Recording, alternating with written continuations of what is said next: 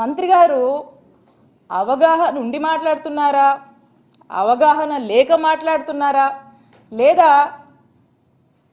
కాలేజ్లు వాళ్ళు తీసుకురావట్లేదు కాబట్టి ఆ నెపము మా మీద వెయ్యాలని, మళ్ళీ పొరపాటుని కాలేజ్ కనుక వస్తే ఈ క్రెడిట్ అంట మా నాయకుడు జగన్మోహన్ రెడ్డి గారికే దక్కుతుంది కాబట్టి ఈ మంచి పని నుంచి చేయదలుచుకోలేక వాళ్ళు వాళ్ళ బాధ్యత నుంచి తప్పుకుంటూ ఏదో సాకుతో ఈ నెపం మన మీద వేయాలని చూస్తున్నట్టు అర్థమవుతోంది. ఏంటంటే ఏమంటున్నారు, ఈ హాస్టల్స్ అంటే మనం కట్టలేదంట, ఈ హాస్టల్స్ మీకు కనబడుతున్నటువంటి ఈ హాస్టల్స్ని మనం కట్టలేదు కాబట్టి అందుకని మనకు మెడికల్ కాలేజ్కి మనకు పర్మిషన్ రాలేదు అని మంత్రి గారు మాట్లాడుతున్నారు. కౌన్సిల్లో చూస్తూ ఉన్నాం.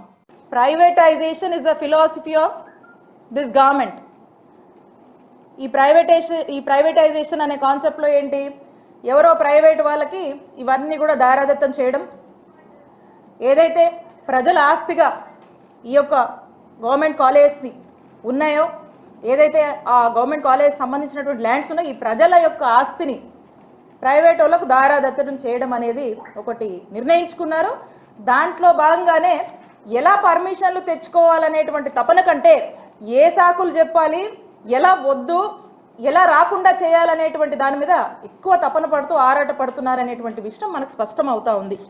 ఈ అన్ని కాలేజీలతో పాటు పులివెందుల కూడా మనం అనుకుంటున్నటువంటి 17 మెడికల్ కాలేజ్లో భాగమే కదా, పులివెందుల కూడా ఈ రాష్ట్రంలో భాగమే కదా, అదేదో ఫారిన్ కంట్రీలో లేదు కదా. ఎందుకంత కోపం మీకు, ఎందుకంత కక్ష మీకు పులివెందులు అంటే? మీ బాధ్యత కాదా?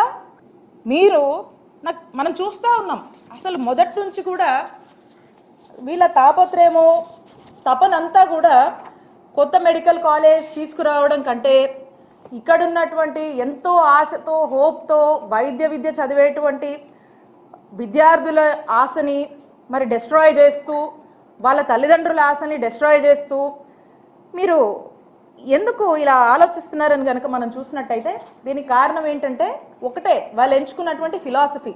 ఏవైతే మాటలు చెప్పి అధికారంలోకి వచ్చారో కూటమి ప్రభుత్వము, మరి మీ హామీలన్నీ ఏమైనాయి అని ఈరోజు సోషల్ మీడియా వేదికగా మా వైఎస్ఆర్ కాంగ్రెస్ పార్టీలో ఉన్నటువంటి యాక్టివిస్టులు కానీ ఫాలోవర్స్ కానీ ప్రశ్నిస్తే మీరు ఆ ప్రశ్నించడం తట్టుకోలేక అలా మమ్మల్ని ప్రశ్నించొద్దు, సో ఈ సోషల్ మీడియా ప్లాట్ఫామ్స్లో ఏ ప్లాట్ఫామ్స్లో మమ్మల్ని ప్రశ్నించొద్దు అనేటువంటి ఒక ఇది ఉంది కాబట్టి, ఎందుకంటే వాళ్ళు చేయడానికి కూడా ఇలా చేసింది ఏం లేదు, సో ప్రశ్నించొద్దు అనేటువంటి ఉద్దేశంలో రాష్ట్ర వ్యాప్తంగా కూడా ఒక డ్రైవ్ మాదిరిగా సోషల్ మీడియా వాళ్ళందరినీ కూడా ఏ విధంగా ఇబ్బంది పెడుతున్నారు, ఎక్కడ లేనివి ఎప్పుడూ వినలేనటువంటి సెక్షన్ల గురించి కొత్త కొత్త వాటి గురించి మాట్లాడుతూ మరి ఏ విధంగా జైళ్ళకు పంపిస్తున్నారు సోషల్ మీడియా కేసులు.